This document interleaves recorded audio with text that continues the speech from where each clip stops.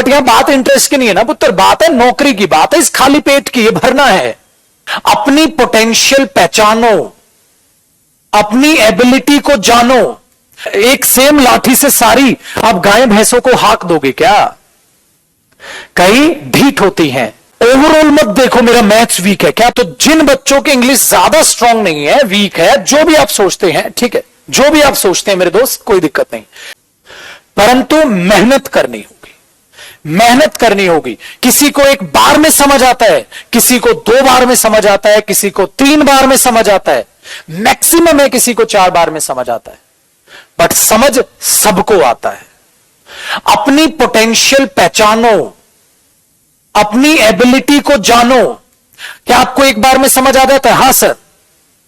और एक बच्चे को मैंने बोला बेटा आपको, कहता है मेरे को 3 बार में आता है। हां, कुछ बच्चे होते हैं रजनीकांत, उनकी एबिलिटी है 2 बार में समझने की, और समझने की कोशिश करते हैं 1 बार में, और आया तो आया, नहीं आया तो नहीं आया। फिर कैसे पेपर निकलेगा बॉस? क्यों जिद कर बैठते हो?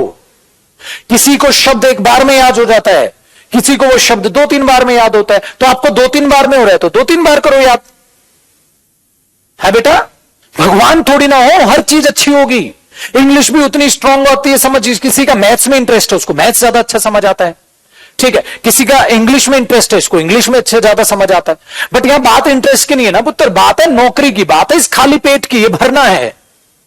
सो पहचानो। अगर आपको इंग्लिश का लग रहा है कि सर मुझे थोड़ी मुश्किल लगती है, हां, तो बेटा 2 बार क्लास को देख, आपके पास क्लास सेव रहेगी।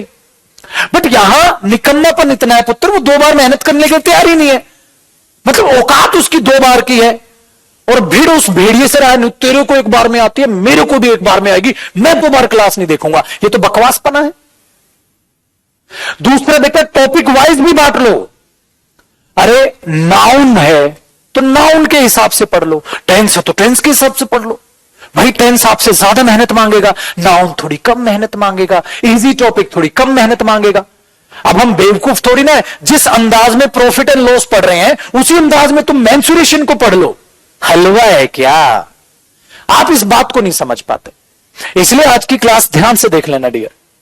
जो टॉपिक आसान है, हां, आप उसी मूड से मेंसुरेशन में बैठ जाओ, जिस हिसाब से प्रॉफिट एंड लॉस समझा ना, उसी एटीट्यूड से लो लो लो लो लो लो ऐसे करके मेंसुरेशन समझ लोगे आप। बेटा मेंसुरेशन में थोड़ा ज्यादा सीरियस हो जाओगे, हाँ यार मेंसुरेशन है, सीरियस हो जाते हैं, अच्छा टॉपिक है, आप सीरियस हो जाते हो। तो बेटा आपने मैथ्स को टॉपिक वाइज बांटा है कि ये टॉपिक हाल थोड़ा लेंदी होता, सीरियस हो जाते हैं, ज्यादा प्रैक्टिस करूंगा।